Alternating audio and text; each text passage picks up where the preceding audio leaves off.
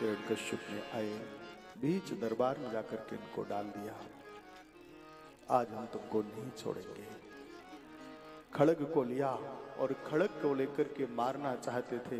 कहाँ है तेरा भगवान, कहाँ है तेरा परमात्मा? अपने भगवान को बुलाओ ना, अगर कहीं तुम्हारा भगवान है तो। पिताजी मेरा भगवान सब जगह है, हम में, तुम में, खड़ग में, खम्भ में, सब जगह मेरा परमात्मा है। तेरा भगवान इस खंबे के अंदर है क्या? बोले हाँ है। देखा प्रहलाद जी ने तो एक चींटी आई अगर के खंबे के ऊपर चढ़ गई। प्रहलाद समझ गए, लगता है ये चींटी की क्या सामर्थ्य है कि ये गरम गरम लोहे के खंबे पर चढ़ जाए। मेरा भगवान ही है जो लोहे के गरम गरम खंबे पर चींटी के रूप में आज आ गया। इन्होंने कहा हाँ पिताजी, हम में, तुम में, खड़ग में, खंभ में, सब जगह है। इस खंबे में तेरा भगवान है क्या? बोले हाँ है। तुरंत लिया और इन्होंने उठा करके गदा को जैसे खंबे में मारा, खंबे के अंदर से ही नरसिंह भगवान का प्राकट्य हो गया। बोली नरसिंह भगवान की। नरसिंह भगवान ने लिया और आए। आकर के नरसिंह भगवान ने क्या किया, तुरंत आए, आकर के पकड़ा हिरण्यकश्यप को, अपनी जंघाओं पर लेटा लिया, बीच दहली के ऊपर बैठ गए। और जैसे बीच दहली पर बैठे थे ना, बस बीच दहली पर बैठे हुए थे, बीच दहली पर बैठ करके कहा बेटा मैं आज तुझको मारूंगा, तुझे नहीं छोड़ूंगा। मुझे, बोले भगवान सब कुछ कर सकते हो पर आप मुझको मार नहीं सकते हो। क्यों नहीं मार सकता हूं? क्योंकि मुझे वरदान प्राप्त है। बोले क्या वरदान है? बोले मैं अंदर नहीं मरूंगा, मैं बाहर नहीं मरूंगा। बोले बेटा इस समय मैं ना अंदर हूं ना बाहर हूं, बीच दहली पर बैठा हूं। बोले ना नीचे मरूंगा ना ऊपर मरूंगा। बोले बेटा ना तू नीचे है ना ऊपर है, मेरी जंघाओं पर बैठा हुआ, मेरी गोद में बैठा है। और भी कोई वरदान है? बोले हाँ भगवान। बोले एक वरदान है मुझे। बोले क्या? भगवान मुझे कोई ना मानव मारेगा ना मुझे कोई जंगली जानवर मारेगा। बोले बेटा ना मैं मानव हूं ना मैं जंगली जानवर हूं, आधा शरीर मेरा नर का है और आधा शरीर मेरा सिंह का है। और भी कोई वरदान है? बोले हाँ भगवान।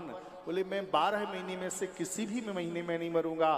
बोले इस समय ये 12 महीने एक वर्ष में होते हैं, कोई महीना नहीं है, ये अधिक मास चल रहा है। ये अधिक मास स्पेशल मैंने तेरे ही लिए बना करके रखा था। ब्रह्मा जी की बनाई हुई सृष्टि में से मुझे कोई नहीं मार सकता है। बोले बेटा ब्रह्मा ने हमको नहीं बनाया बल्कि मैंने ही ब्रह्मा को बनाया है। और भी कोई वरदान है? बोले कोई अस्त्र से नहीं मरूंगा, कोई शस्त्र से नहीं मरूंगा। भगवान ने लंबे लंबे नाखूनों को लिया, छाती में घोंप करके विदीर्ण कर दिया। देखते ही देखते इसका प्राणांत हो गया। बोली कृष्ण कन्हैया लाल की, बोली नरसिंह भगवान की जय।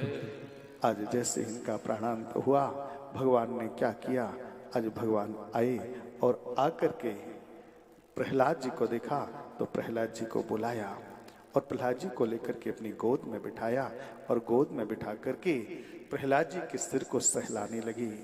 बोली प्रभु प्यारी कोमल अंग तुम्हारे हाय, दुष्ट असुर ने मारे मम नाम एक गाने में। गिर से गिरायो तुम्हें जल में डुबायो हाय, दुख पहुंचायो दुष्ट मम नाम एक गाने में। तुमने लगाई आस और प्रभु में बार बार, करुणा स्वरूप लगे करुणा दिखाने में। तो मंजुल मुखार बिंद चूम और कहीं बार बार कि क्षमा करो पुत्र मुझे, देर हुई आने में मुझे, देर हुई आने में मुझे, देर हुई आने में। भगवान मुझे आने में बहुत देर हो गई बेटा, तुम मुझे क्षमा कर देना। भगवान उल्टा क्षमा मांग रहे हैं। प्रहलाद ने कहा नहीं भगवान बात ऐसी नहीं है। भगवान अब मेरे लिए क्या आज्ञा है, मुझे क्या करना है? बोले जाओ पिताजी की उस राजगद्दी पर बैठो। बोले नहीं भगवान जिस गद्दी पर बैठ करके मेरे पिताजी का दिमाग खराब हो गया तो मेरा भी हो जाएगा। बोले नहीं, मेरा प्रसाद मान करके विराजमान हो जाओ। प्रसाद मान करके विराजमान किया। किसी ने पूछा, प्रहलाद, सब डर रहे थे भगवान के नरसिंह के रूप को देख करके, तुमको डर नहीं लगता क्या? बोले नहीं, मुझे डर नहीं लगा। क्यों नहीं लगा? मुझे डर इसलिए नहीं लगा, जंगल का राजा शेर जब दहाड़ता है जंगल के सारे जानवर भाग जाते हैं, लेकिन जो सिंह का बच्चा होता है उसे क्या कोई डर लगता है? बोले नहीं। बोले प्रभु, आपने मुझे कहा ना बेटा, जब आपने मुझे बेटा कह ही दिया तो अब मुझे किस बात का डर? बेटा कुछ मांग लो, भगवान है क्या तुम्हारे पास में देने को? कुछ है क्या? क्या दोगे? भगवान ने कहा मेरे पास कुछ भी नहीं है। बोले नहीं। बोले क्यों? प्रभु, आपने जब मुझे बेटा कह ही दिया है, और जब मुझे बेटा कह दिया है तो बेटे का जब जन्म हो जाता है ना, तो जन्म होते ही पिताजी की सारी संपत्ति अपने आप बेटे के नाम हो जाती है। कोर्ट में जाने की आवश्यकता नहीं पड़ती है। तुम्हारी जितनी संपत्ति है, जो प्रॉपर्टी है, वो तो मेरी अपने आप हो ही गई। बस आकर के इन्होंने सबसे पहले आए, प्रेत सरकार का दर्शन किया, प्रेत सरकार का दर्शन भी करवाया। और जैसे प्रेत सरकार का दर्शन किया इन्होंने, आए बड़े भाव से अपने दिव्य राज को चलाया। और जैसे अपने राज्य को चलाया, राज्य को चलाने के बाद में आगे चल करके कहते हैं, भगवान देवताओं पर नहीं, भगवान तो दैत्यों पर भी कृपा किया करते हैं।